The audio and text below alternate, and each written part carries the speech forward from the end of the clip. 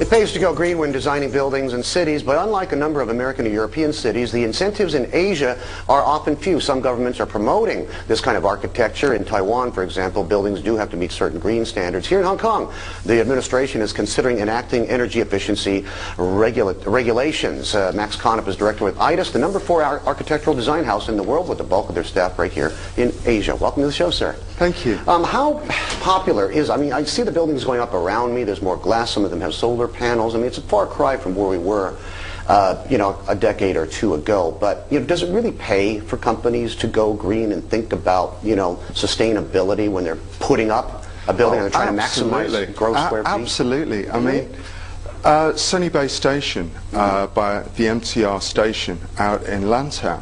To give you just a simple demonstration of that, by you making an open-air, naturally ventilated station with a fabric roof, we save the client 60% on the initial cost of installation of all the plant, the electric, the mechanicals, and we can offer a saving of 65% on the annual energy consumptions. Interesting. So that takes it straight back to the client. Just for the people outside Hong Kong who may not be familiar with our transport network, we're talking about the Sunny Bay Disneyland Lantau Station portion of the mass transit railway system. That was somewhat unique in itself, though, wasn't it? It's located by the sea, so you could take advantage of prevailing, offshore winds coming in to actually provide some of the cooling. I mean, you benefited from that. Okay, you couldn't do this on Queens Road Central, I wouldn't think.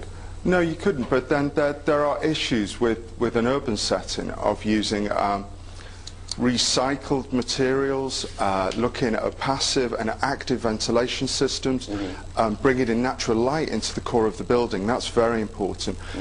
Looking at bringing green vegetation into the building so you can reduce CO2 within the building, checking for carbon dioxide emissions within the building and for the occupants. So that gives people a much better sense of the space they work in and a sense of well-being.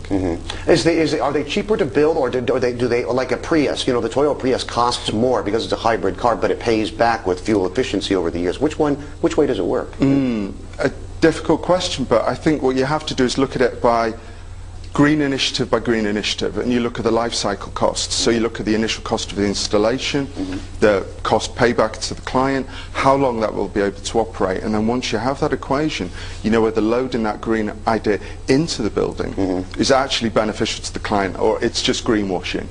They can say, okay, we'll put in the photovoltaics, we'll put in the green initiatives for the plant and recycled materials, but you have to look at how they perform over the length of the building's life, and with that, then you have a better idea of the cost savings you can offer the client. I just spent a few days in Kyoto, Kobe, Osaka, Japan, and I noticed that some of the newer structures were made with recycled plastics that were chipped into fragments and then reformed into paneling, like a recycled green form of drywall or something like that. I'm pretty loath to see that in places like Hong Kong. Are we a little bit behind in terms of using the deployment of alternative materials, or is that something which is gaining currency? I would have said 5 years ago, extremely difficult, but there is a growing momentum now, and you're actually finding that the difficulty is 5 years ago you could find materials, but you'd find them around the globe, and then bringing them over here to use them in Hong Kong was always difficult, because then you're increasing the carbon footprint. Thankfully now we have a lot more regionally sourced materials, and that is gaining momentum. The more buildings that are done in the green way, the easier it's going to be for everybody. Right. In some ways, then the Sunny Bay project is just one of many which your company's been involved in. I was surprised to learn that Chater House and a lot of the iconic buildings around Hong Kong, the refits and the refit and renovations were done with your cooperation. The MTR is arguably a government-linked company, though, so maybe it's a little easier to build a relationship. If a Li Shao-Ki from a Henderson or a Li Ka-shing from this company, Shandong, comes to you, are they interested? Are they sincerely, genuinely concerned about building more sustainable infrastructure, or is this something that has to be, administrative-led for the time being? I think that clients are a growing awareness now that good design is good business, and it's not just about creating iconic status. There is a status of moral obligation to what they're building.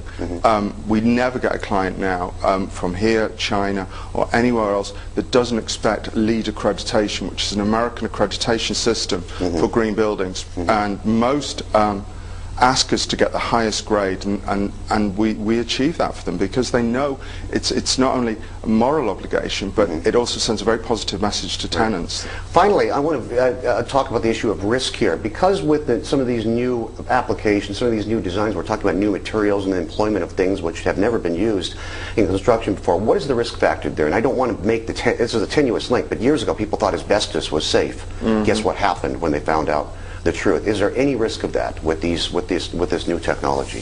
I think there's a danger with anything if you're being experimental at the client's expense, and we would never consider working with a material that didn't have a good track record. And part of that, I mean, that comes from looking at how they perform, their source, their sustainability from that source. So no, I don't think there is a risk. I think the biggest risk is not doing green buildings. Okay, and I noticed you have the requisite green tie today to talk about this issue as well. Thanks for your time today. Thanks a lot. Director Max Connop from Aedas.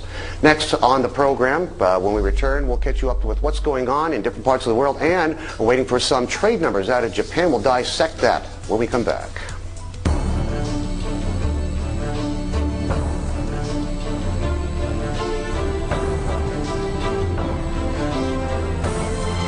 Looking for winners among small and mid-caps can be a challenge. At OSK, we help you identify those potential leaders